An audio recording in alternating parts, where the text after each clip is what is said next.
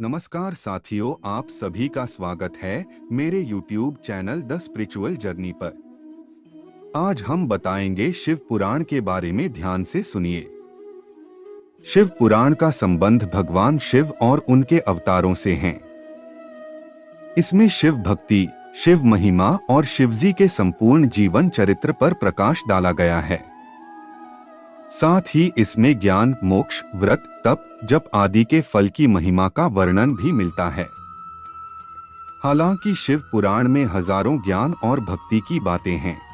धार्मिक मान्यता के अनुसार शिव पुराण का पाठ करने से मनोकामनाएं पूर्ण हो जाती हैं, निःसंतान लोगों को संतान की प्राप्ति हो जाती है। अगर वैवाहिक जीवन से संबंधित समस्याएं आ रही हैं, तो वे समस्याएं दूर हो जाती हैं। व्यक्ति के समस्त प्रकार के कष्ट और पाप नष्ट हो जाते हैं और जीवन के अंत में उसे मोक्ष की प्राप्ति होती है। धार्मिक मान्यता के अनुसार शिव पुराण का पाठ करने से मनोकामनाएं पूर्ण हो जाती हैं, निःसंतान लोगों को संतान की प्राप्ति हो जाती है। अगर वैवाहिक जीवन से संबंधित समस्याएं आ रही हैं, तो वे समस्याएं दूर हो जाती हैं। व्यक्ति के समस्त प्रकार के कष्ट और पाप नष्ट हो जाते हैं और जीवन के अंत में उसे मोक्ष की प्राप्ति होती है। शिव पुराण में क्या लिखा है? महर्षि वेदव्यास द्वारा रचित शिव पुराण में भगवान शिव के विविध रूपों, अवतारों और ज्योतिर्लिंगों के महत्व का वर्णन किया गया है। इसमें इन्हें पंचदेवों में प्रधान अनादि सिद्ध परमेश्वर माना गया है। इसमें शिव महिमा, लीलाकथाओं, पूजा पद्धति के अलावा कई समस्याओं के निवारण के उपाय बताए हैं। शिव पुराण में बताई गई कुछ ज्ञानवर्धक बातें: धन संग्रह, अच्छे मार्ग से धन संग्रहित करें और संग्रहित धन के 3 भाग करके 1 भाग धन वृद्धि में, 1 भाग उपभोग में और 1 भाग धर्म कर्म में व्यय करें। इससे जीवन में सफलता मिलती है। क्रोध का त्याग, क्रोध कभी नहीं करना चाहिए और न ही क्रोध उत्पन्न करने वाले वचन बोलने चाहिए। क्रोध से विवेक नष्ट हो जाता है और विवेक के नष्ट होने से जीवन में कई संकट खड़े हो जाते हैं। भोजन का त्याग, शिवरात्रि व्रत करने से व्यक्ति को भोग एवं मोक्ष दोनों ही प्राप्त होते हैं और महान पुण्य की प्राप्ति होती है।